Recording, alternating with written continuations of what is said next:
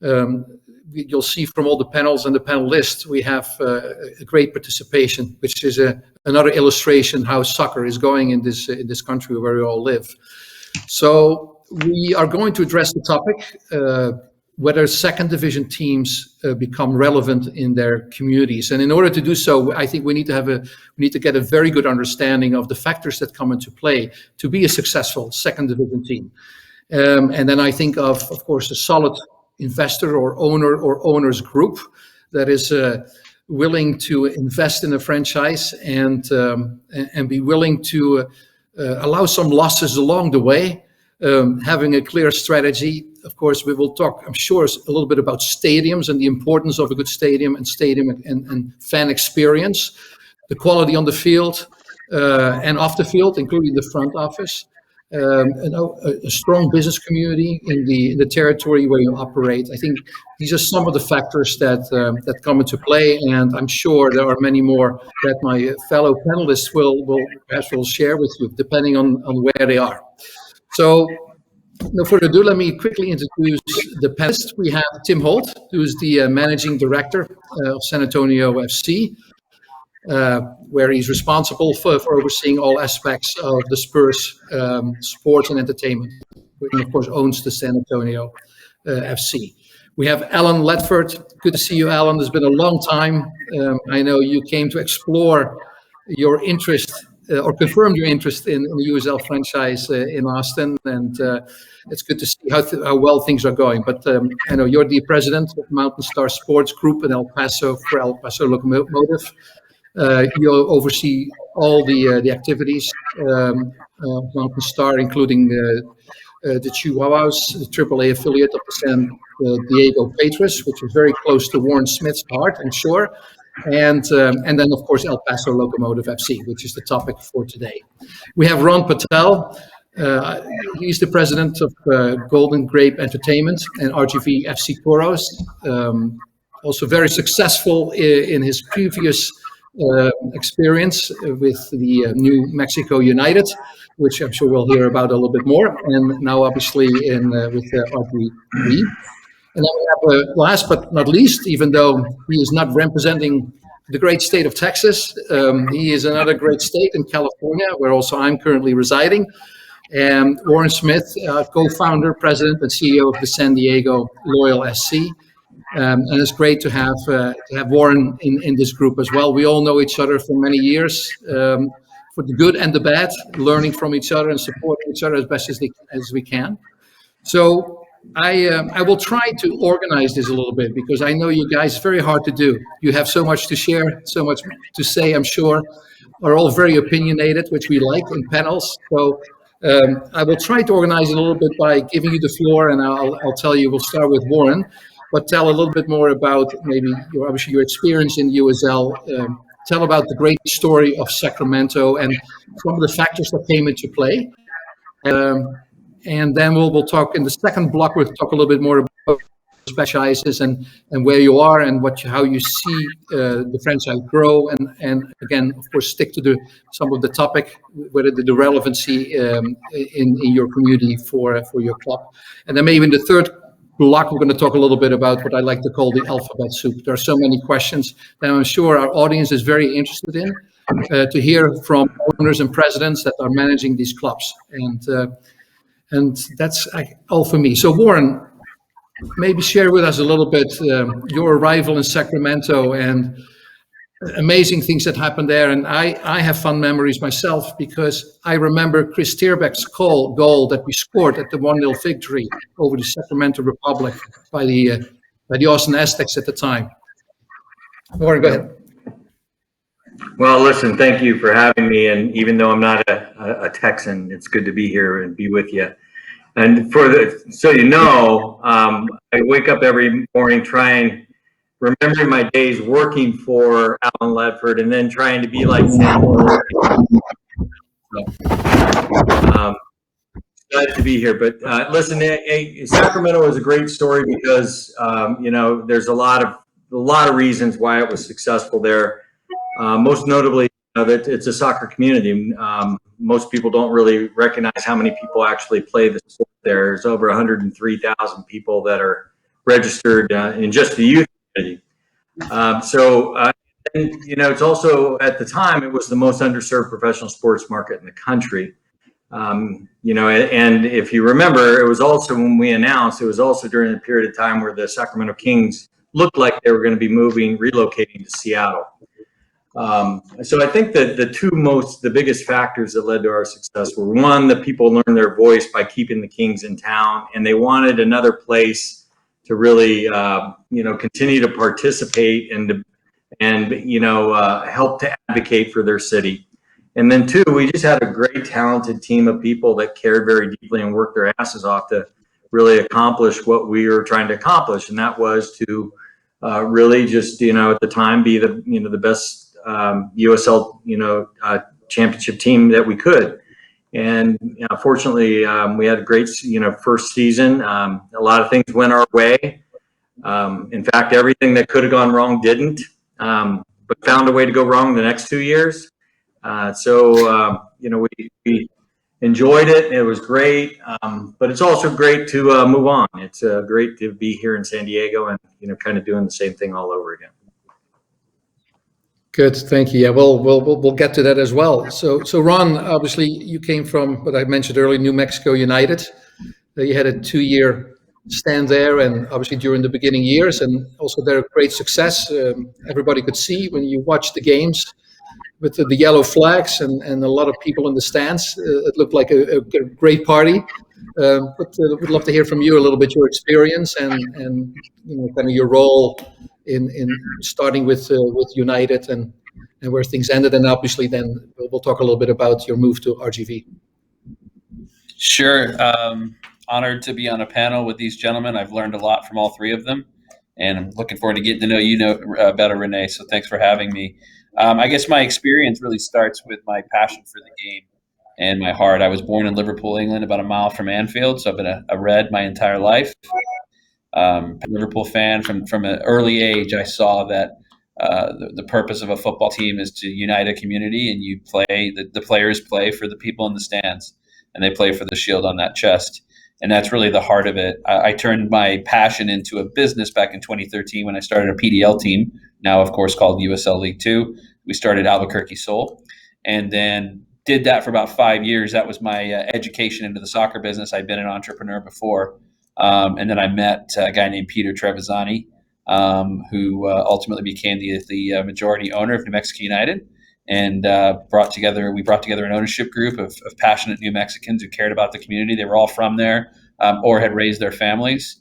And I just remember the early days. I'm trying to give you the short version. I remember the early days of just we were all figuring out how we're going to do this, and we had our budgets and our plans laid out. We'd done all the numbers and ran all the numbers, and we were some really talented people, and we were shooting for that number of. We thought we were going to get to 6,000 fans a game, and we said we're going to get to that. We're going to get to that.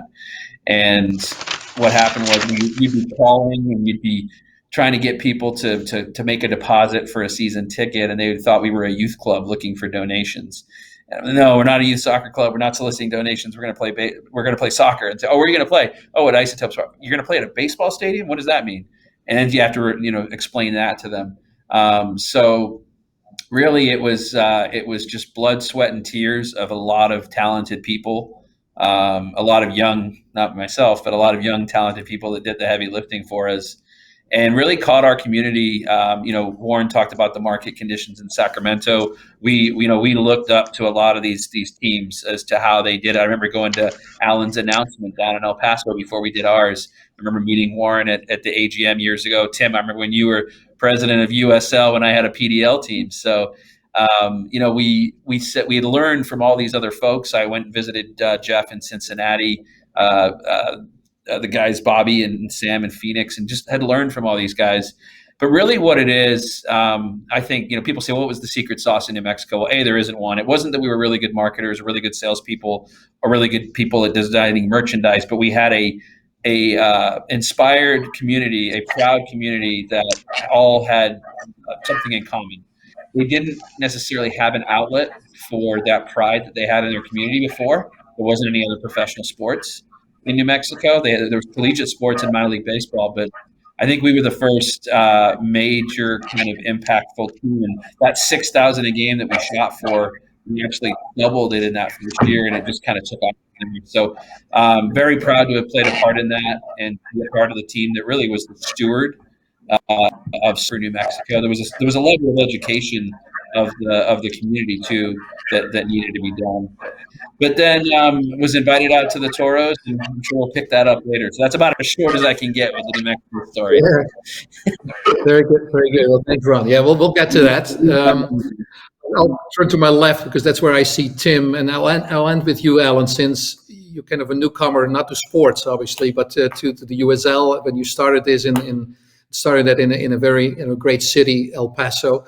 So Tim, obviously, for the audience, you're a well-known name and figure when it comes to the second division league, USL. We're president for many, many years. That's where we met many years ago. And so you've been in that side of the game, right? Being on the league side and developing the league, and again, without your efforts and of course Alec and his team, the USL would not be where it is today. So a lot of respect for all of that. And now you are. I know you moved to Orlando and then ended up with San Antonio, where you arrived at a time when there was an owner change and change of leagues as well, NESL, right, initially, and then the move to USL. So curious to hear a little bit about your story and your journey after you left Tampa, going to Orlando, and then ended up in San Antonio. Well, interesting experiences indeed. And I think I've been privileged to be in a number of really positive situations which give you unique perspectives on things, and your perspective changes with each new experience that you have. I joined USL in 1999, so going way back, and was a bit of a kid when I did it, and it was a far cry from what it is now, sort of still in the growth phase. But there was a lot of a churn in terms of franchises and markets, and there were some success stories, but there wasn't a ton of stability. And so over the 15 years I was there, I think, there were ups and downs for sure. It was a bit of a roller coaster ride. But we were fortunate to have some great owners and some great markets that kind of turned the tide for that. And it began with the likes of Seattle Sounders and Adrian Hanauer, or Montreal and Joey Saputo, Portland, Merritt Paulson. I know Alan was a part of that group that was in Portland for a while. And a bunch of others that I'll forget. And then there was sort of a second generation of that after the USL Pro era started in 2011, where Phil Rollins in Orlando came in with a big vision that he wasn't going to be limited by second division, but they were the pro soccer team in Orlando, and they were as ambitious as any pro soccer team in this country.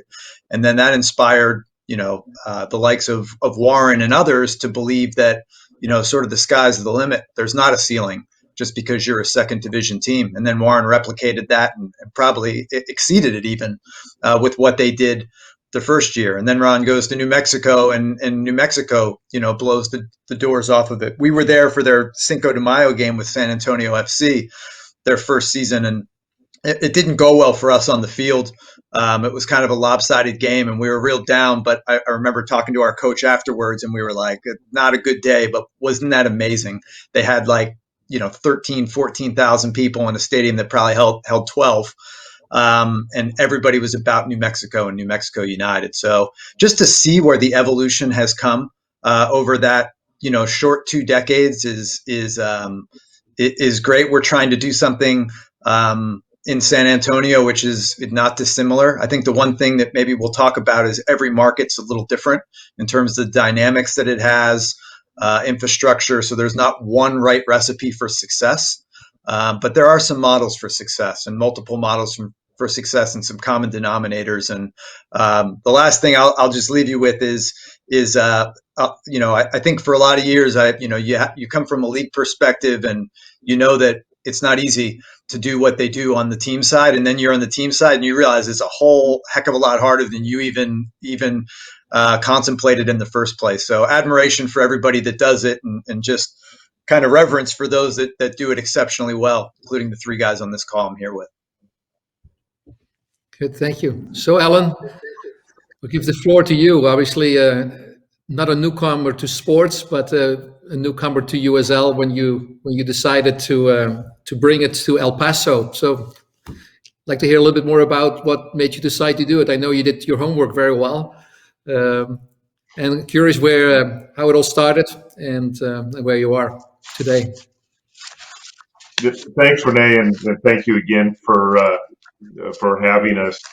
Great to see you. And this is a little bit like old home week. As I look around the screen, Warren actually and I worked together many years ago when Warren had the vision for this crazy vision. Warren's good at crazy visions, and then he's really good at making them come true, as we've heard here with Sacramento and now the San Diego USL team. But Warren had this crazy vision for a AAA stadium and a AAA baseball team in Sacramento that I was fortunate to play a part in during the startup, and then ultimately Warren and I were colleagues as we have shepherded that whole thing forward with some great and really talented people.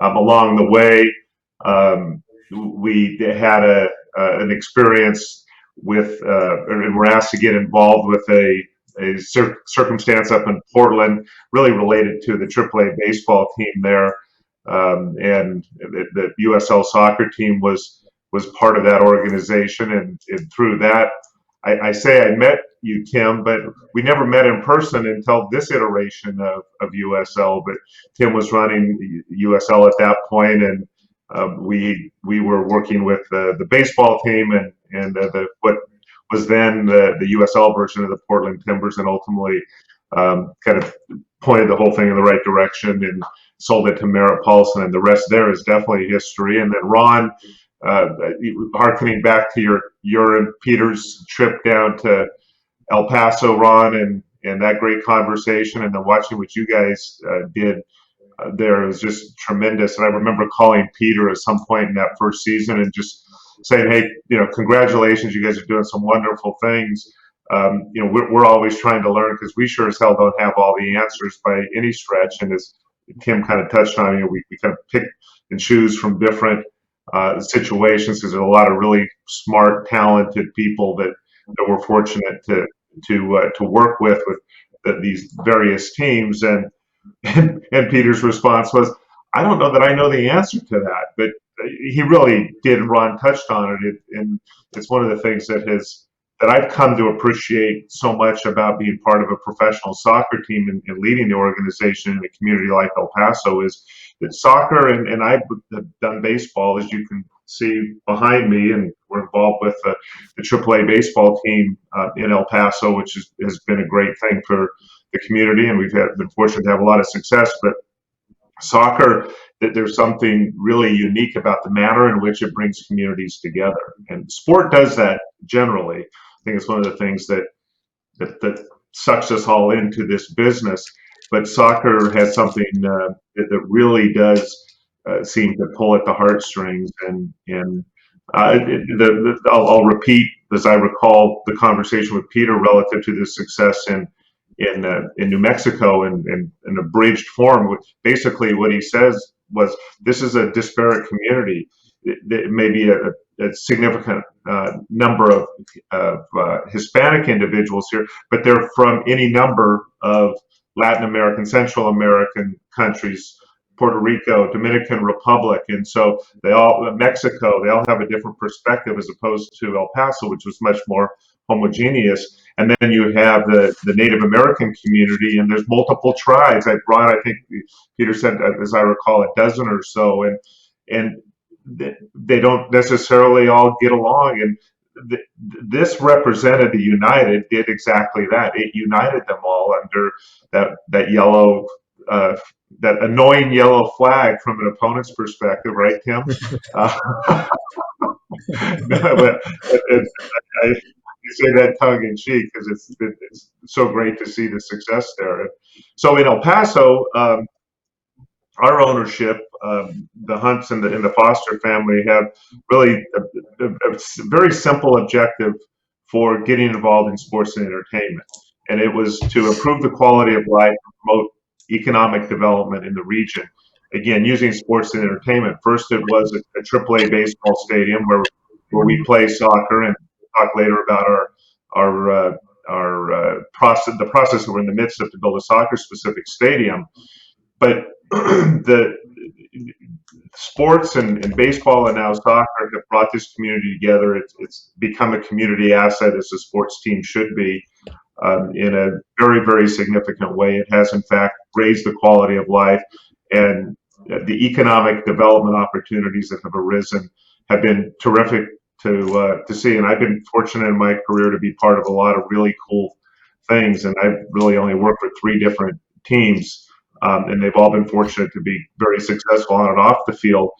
And I think I'm as proud of my involvement in El Paso as any of them, because of what it's done directly for the community and the partnership that's been created. Soccer has played a special role there. So we've learned a lot about educating the community about second division soccer. There's a lot of Mexican and European soccer, Mexican Liga MX fans, Mexico soccer fans, a lot of European soccer fans in El Paso, not so much MLS or American soccer. And our job is to make them USL and Locomotive fans. But that's a process, and we're in the midst of that, educating people about the quality of the product on the field, the experience of attending a match, and being part of really the experience of being a Locomotive fan. And it's been a challenge. It's been part of the fun to see it progress. I'm a bit impatient in this regard. We want to see things move more quickly, and 2 of the benchmarks are in front of us here with Ron and Warren and what they've accomplished in their past lives. And we see a bright future ahead for both the league and this team in El Paso. And it's been a fun experience to date, and a lot of great things to come. Good. Very good. So yeah, that's a good segue into the question for Warren, actually, because obviously coming from such a successful initial experience with the Sacramento and now a new journey. Obviously, you enjoyed that first journey with all the ups and downs, and then start all over again. I just want to get back to what we were saying earlier, right? It's the reason why I'm giving quite a bit of time to hear you tell a little bit more about yourself and how you get to it, right? And we're already mentioning that we all have to be a little bit crazy, right, to be involved in these roles that we take, whether it's from a founder or an owner or a president. And I was telling earlier before we started to Tim, yeah, if you can also become an alcoholic when you try to be a business owner of a franchise, second division franchise, which we all know that. That's why there's a kind of a bar talk. But there's also a serious reason why I'd like our audience to hear from you, because I was listening to a very good panel discussion yesterday where we had Jimmy Moore, the goalie from FC Dallas, and Tyler Pasher, who was with Indy 11 and now made his way, obviously, to Dynamo, to the MLS. And I was listening to them and almost felt a little bit depressed, because they were talking about the grind to get to MLS, right, to fulfill that dream. And then playing in second division or in the lower leagues where, they hardly get paid. They have to take additional jobs, except, they live in apartments with way too many folks and too few beds.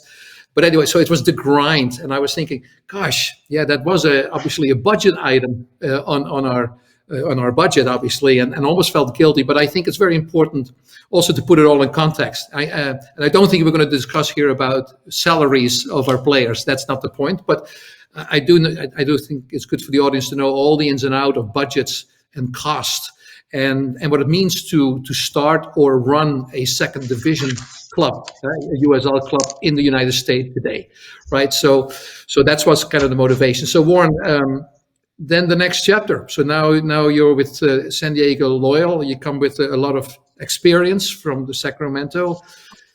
Anything you can share and what? Well, yeah, like Tim said earlier.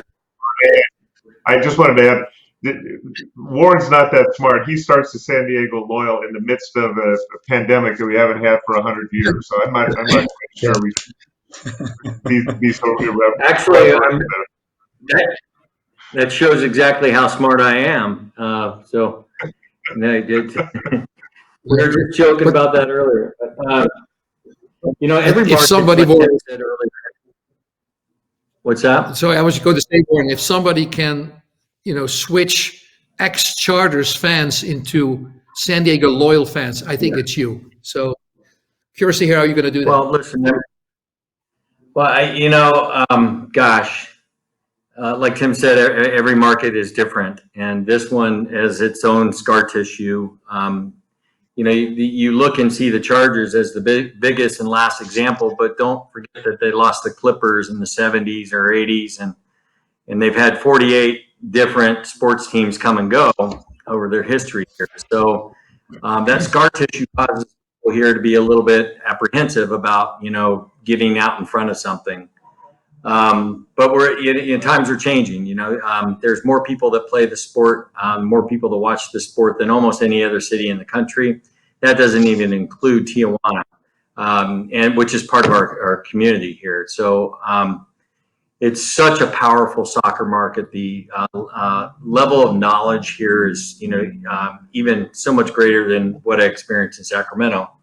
But there's so much more to do here. You have the best entertainment in the world, and it's free, and that's the beach, and it's difficult I didn't think it would be that difficult to compete with, and it is. It's a load, but the way you do it is just grow relationships, and the difference, I think in our league, and then probably it's more important for us, at least, than maybe in Major League Soccer, is to develop, literally hundreds of thousands of relationships. It's a hand-to-hand combat, and just getting to know people, growing those relationships, taking them further, ultimately helping people accomplish what they want to accomplish in the club, and making it feel like it's their own. They weren't really listened to when the Chargers were here, and they all had a voice, and then they left. So we're really trying to engage and open up a dialogue with people to understand what it is that they want to accomplish. Now, keep in mind, we've only played one game in front of fans. We have no idea, either how good or how bad we are.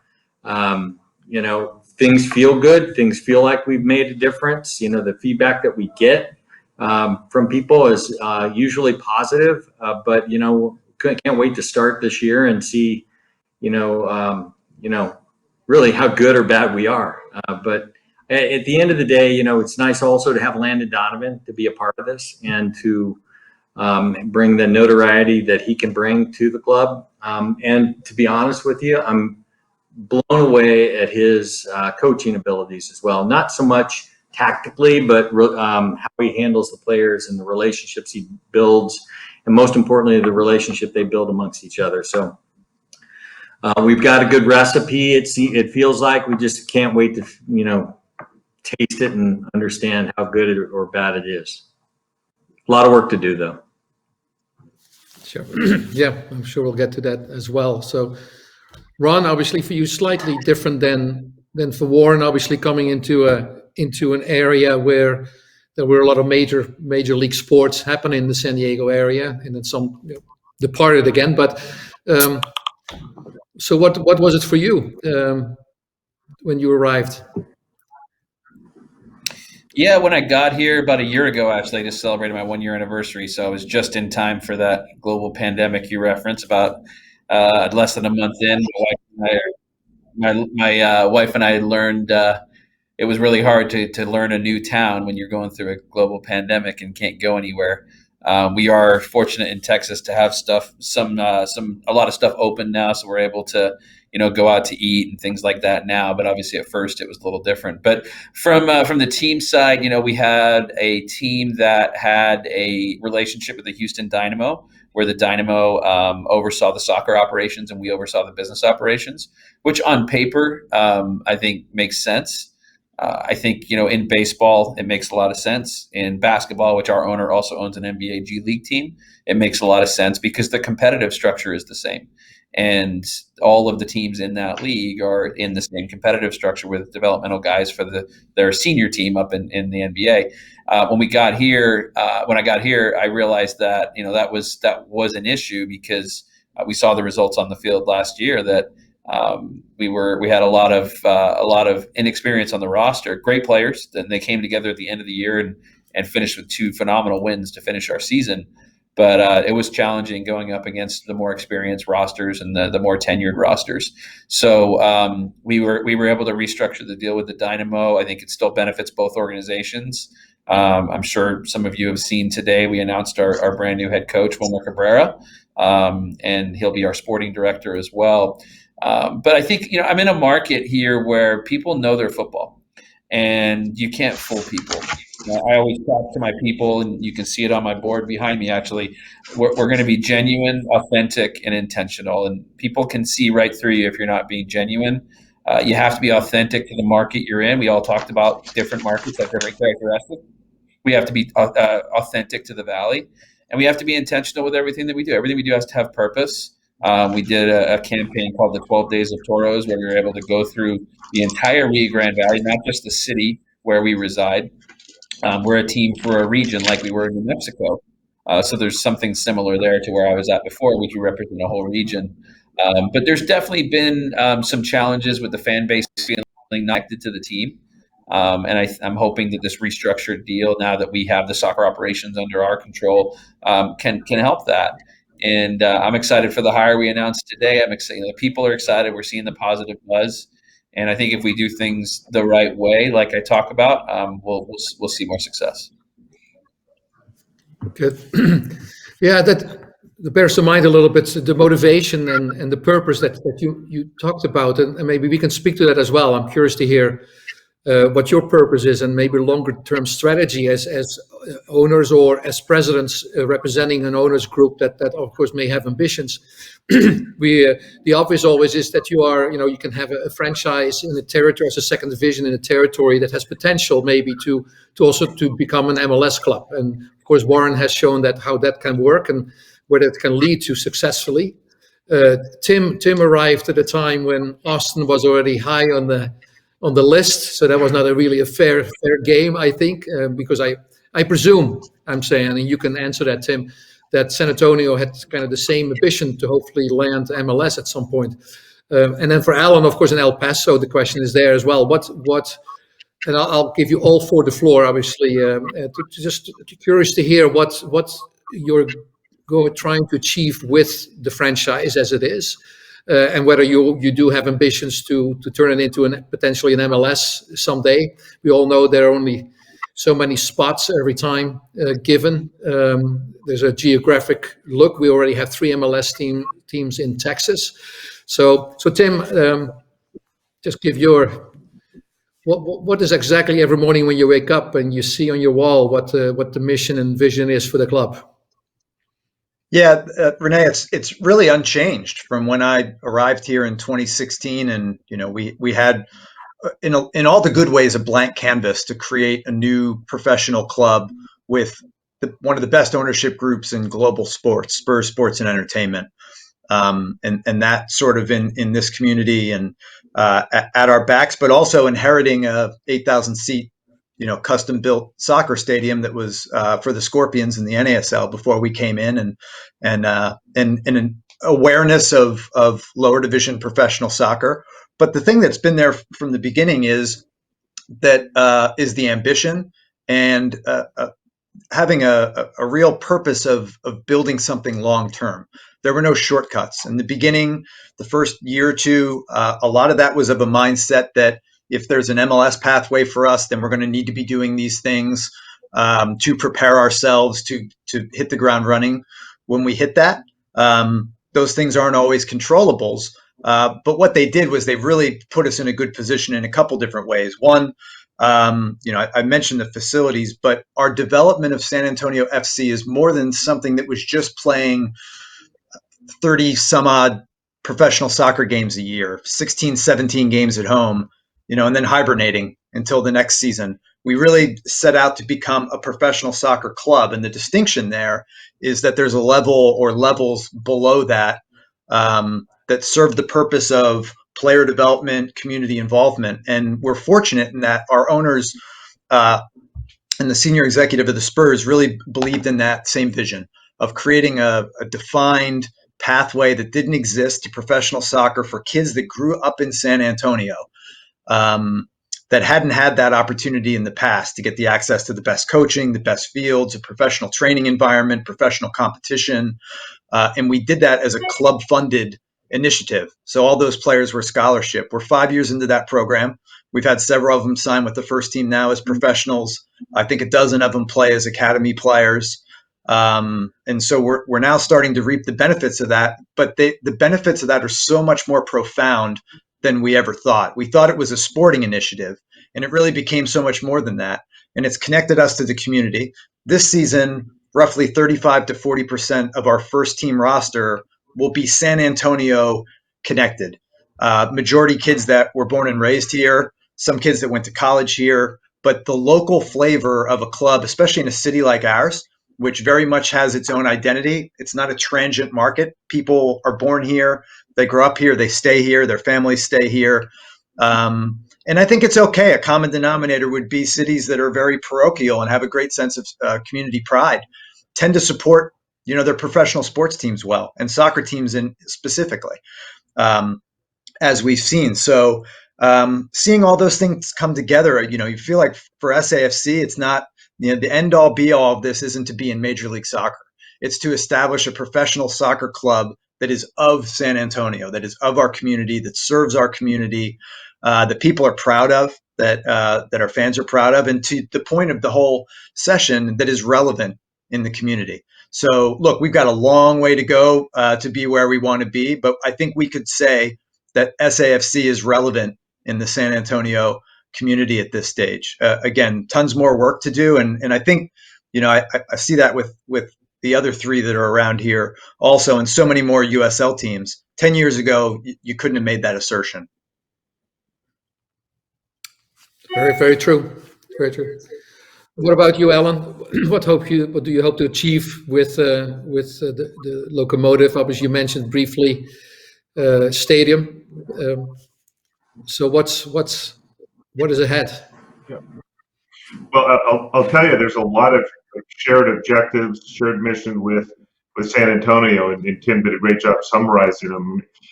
For us, though, I'll go back to what I had said previously, and I should add that all of this is made possible by an incredible ownership group that provides the resources, not just financial, but the support of everything that we do to help make us as successful as we can be. The foundation for us goes back to the two things I mentioned before: to improve the quality of life and promote economic development. That's what our organization is all about. When I met the Hunts and the Fosters, it's been 9 years ago, that was my first question: why are you getting into this business? You have other businesses that are far bigger and far more time consuming, and that was the response, and it has been unchanged since then. As it relates to how soccer plays into that, we have so many opportunities, and we have just scraped the proverbial iceberg, as it were. The tip of things. We have the opportunity to bring a community together at a higher level. We have the opportunity to grow a youth soccer program that not only serves the first team at the elite level and creates opportunities for El Paso kids who are able to perform at that level that heretofore had to leave the market. But frankly, as importantly, we're creating a youth soccer club that is unique to this community and really raises the bar for the quality of the youth sports experience for all of the kids who participate in it. And credit goes to our youth soccer group, to Bob Bigney and Andrew Forrest, our general manager of business operations, who have really brought this all together in the midst of the pandemic and launched it from 0 to 100 in a very expeditious fashion. And then, of course, we're all competitive, and we want to be competitive. We like to control our ownership. We're prepared to make the investment to be independent, and therefore it's more expensive, and we need to to round out the financial equation over the course of the next 2 or 3 years, and we have some ambitious goals in that regard to do so. And in conjunction with the progress that we feel very confident in that's being made at the national level by the USL and the organization that's in place there to gain exposure, to drive new revenues and higher revenues. We're very bullish on the prospects for the future, both in our community specifically and for second division soccer in this country on a going forward basis. Yeah, so Rene, you mentioned some of the. Go ahead, Warren. I was just going to add that, I mean, back to your title and why you brought us together, you know, what do we need to do to be relevant? It's ironic, I think, that all four of us here and almost everyone that we sit around the table with at the USL are in this to not just for the love of the game and not just for soccer, but to really use it as a tool to make our communities a better place. It is truly the focus across the league. It is truly everybody's intention. And so we all share ideas on how we do that together. And we all do it in different ways, but it's not just being relevant, it's really making a difference. So we're a purpose-driven organization here in San Diego, as an example. And our why statement is to ignite and unite through service, soccer, and soul, so that San Diego is activated, elevated, and celebrated. In essence, to make San Diego an even greater place to live, work, and play. You know, as far as MLS or League MX or what, that's out of our hands, and those people deal with things on their timetable and the way that they want to. We have a great league right now, and I don't know about the rest of the gentlemen, but we're perfectly content, being in this league and growing this league and really making a difference in our community. The last thing I'll end with is, I'm on New Mexico United as an example. Means more to the whole state of New Mexico than most MLS teams mean in their markets, right? And it's because, frankly, we're in markets that don't have as many offerings, and we're ultimately, playing bigger roles in those markets, if you will, and really trying to make a difference. So I think to answer your question, what can we do? I mean, I think we all got into it for that same purpose, is to really make our communities a better place. Yeah, I know, and it's good to hear from both yourself and Alan and Ron and Tim as well. I think it's good for the audience to know what drives ownerships, to do this. And I mentioned MLS because sometimes that is perhaps something feasible in the future. But you cannot gamble on that. That's why you do it. You need to have a much longer term purpose, whether that is going to be with MLS as an end goal or not. So I think you both are saying that very well, and I think that is for every owner in the league. We've seen in the past that if you don't do that, you make mistakes. But still, talk a little bit about, I guess, that commitment. Then, as a result of it, there's a cost associated to it, and so either you have a strong investors group or an owners group. But I think it's also good for the owners a little bit to know the ins and outs of running a budget, right, for a USL team. There are a lot of costs associated to it. Even though I was talking about the players' budget, when you add it all up, it is a big line item. When you think about the costs associated with being in the league, it all adds up. And then when we look at the results so far, we're building the league as we go. The newcomer, then you are looking at 2,000, 3,000, maybe on average, fans coming in. So the ticket income is kind of related to that as well. But anything you can share a little bit with running a budget and some of the challenges that comes along with it, and some of the revenue streams that you're looking for, and again, to support the goal that you create something that's very valuable for the community and the community can enjoy and takes pride in. Anybody wants to give a shot at that? Or? Rene, I'll start. Oh, go ahead, Warren. Go ahead. So my good friend Mike Edwards, formerly of U.S. Soccer, once told me if you want to make $1 million in the soccer business, you start with 10 million. because you're going to lose 9. But yes, it's an expensive investment, and it's a big risk. The one thing I'll say, again, I can speak more for New Mexico by my prior experience than I can for here, because we've just been going through the pandemic. Obviously, every owner has suffered this year, and we've all got to tip our hats to them. The fact that they were willing to support the season without revenue, pretty much for all of us. Very few of us brought in any revenue at all. A lot of people brought in zero. But I think that, one thing we talk about when we started New Mexico United, it never made sense on a spreadsheet.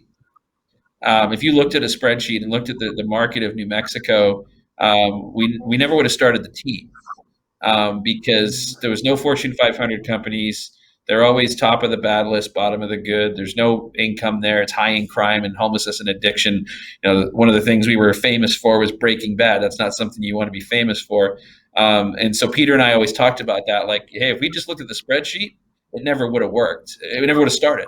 It had to stand for something bigger than that. It had to stand for something larger than just numbers. And the ownership group in New Mexico United was committed to that. Our owner here, Mr. Alonso Cantu, is an absolute kind of legend here in the Rio Grande Valley, that everyone kind of knows who he is, but he stays in the shadows. He doesn't like the attention. Like, he's probably mad at me right now for saying his name on this, because he just cares about this place so damn much. And he loves the Valley. He employs so many people here with all his businesses that he has. He doesn't do this to make money. He does this to improve the quality of life. And he recruits professionals from all around the world to come to the Valley. And he wanted people to have a better quality of life so he can recruit better quality people. Because when you're recruiting bankers and doctors with all the businesses that he has, he wants to improve the quality of life. So not only did he build that beautiful stadium you see at HB Park, he built a state-of-the-art 9,000-seat arena, Red Ogden Arena, where the NBA G League team plays, and we have a concert business that plays that goes through that. And so, he just cares so much about this area. And yes, it's expensive.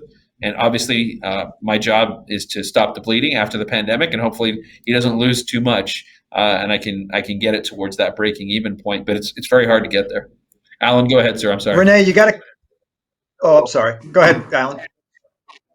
Well, I was just going to make the comment that the community benefits of these organizations are not mutually exclusive from being successful financially, and I think that's an attitude that has evolved in soccer as I've observed it from the outside looking in, as opposed to now the inside looking out. And Tim is probably best situated to comment on that, given his tenure in this business and the roles that he has played. But it's important, I think, to recognize that to sustain, we need to continue to get better on the financial side, and I firmly believe that that's going to happen with the quality of ownership, the quality of the people running these teams, the quality of the people at the league level and the league ownership.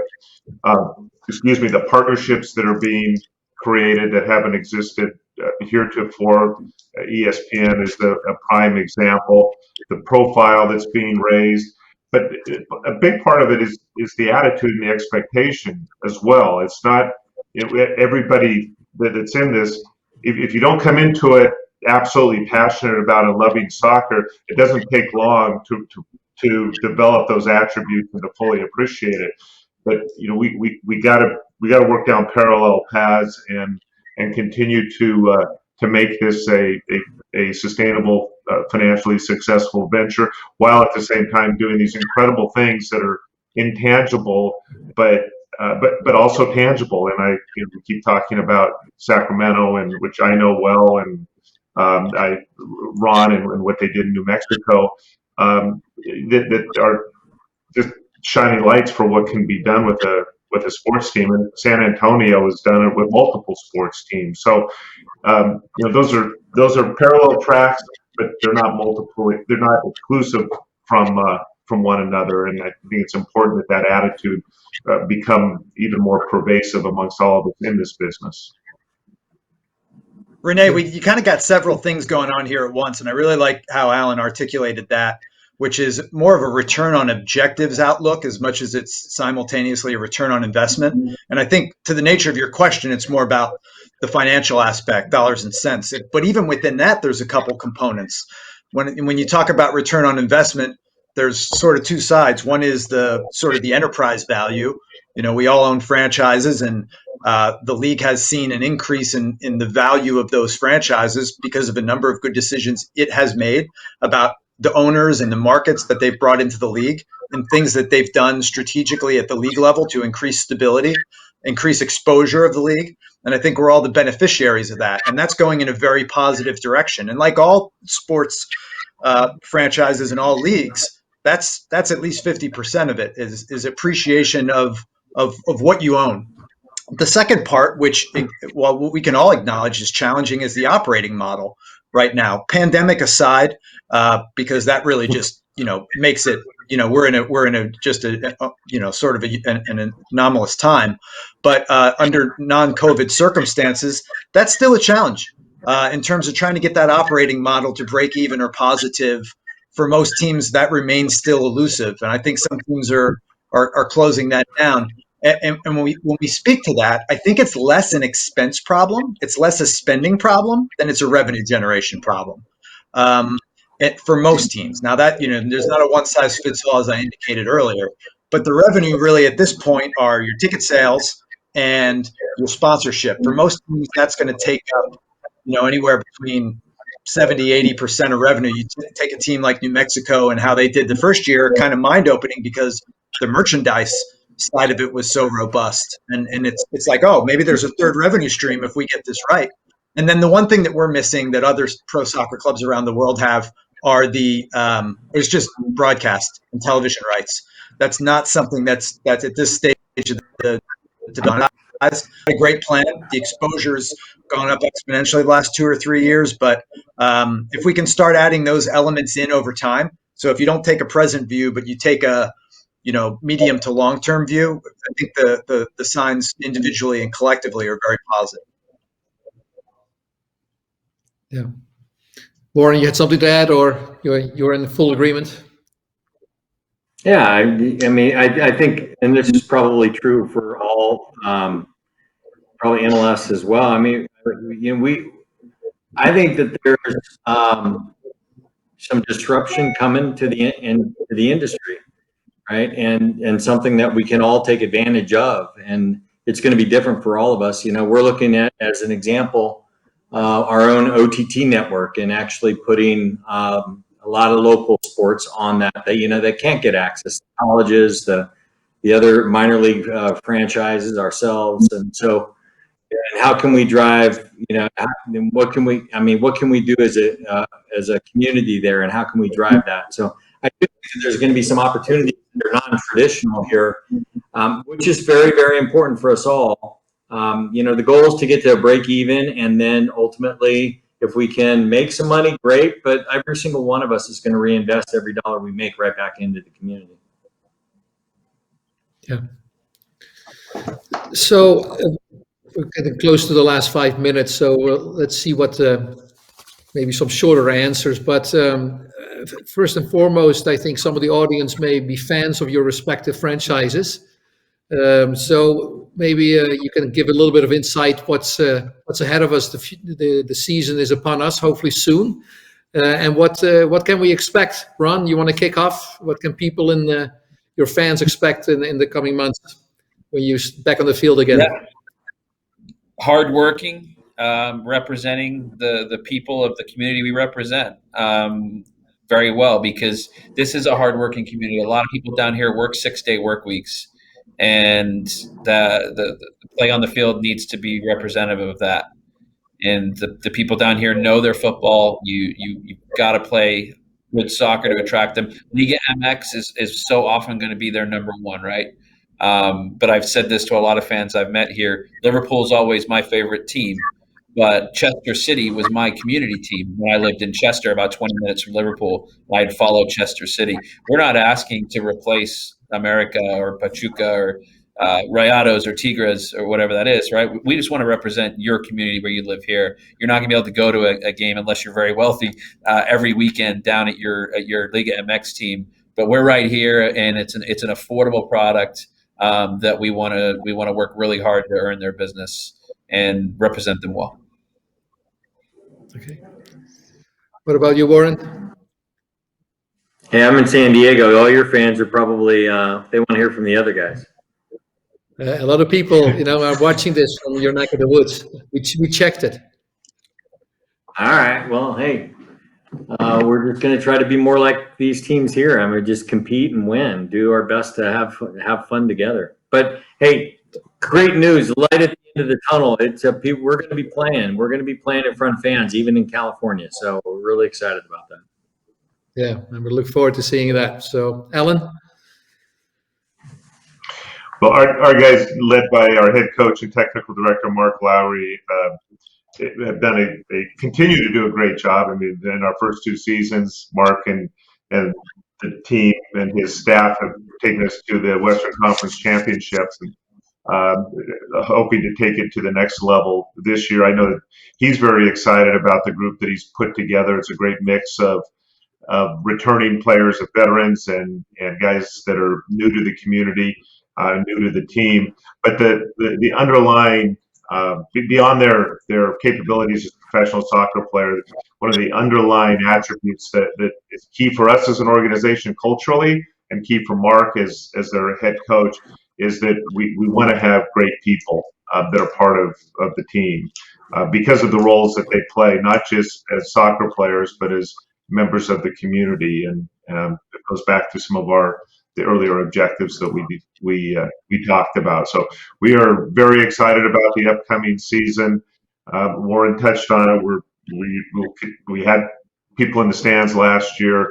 We're going to start that way, and we hope to see that grow at an increasing rate, which it didn't do last year. We started at a low level and conservatively kept it there, and successfully kept it there. But looking forward to the time, hopefully a few months out, when we can have virtually a full stadium again, and have the kind of environment that we all so enjoy and love.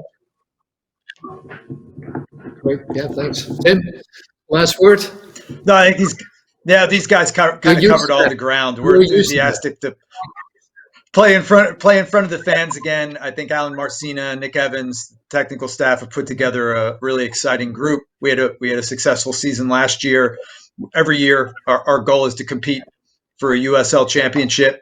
Copa Tejas is a priority for us. Look forward to doing that again in front of our fans. I know it's important to our fans to be able to do that. We're just looking forward to it. You take for granted sometimes when you're in the grind, all these things. And then, we had the hiatus last year, and you come back and there's no fans there. And so we don't take that for granted. And, we look forward to the responsibility of representing San Antonio in the league. Like Alan said, doing it with class and hopefully being very competitive in the process. Okay. So who was the last winner of the Copa Tejas? I forgot. Can you remind me? I forgot. That's when the silence gets you.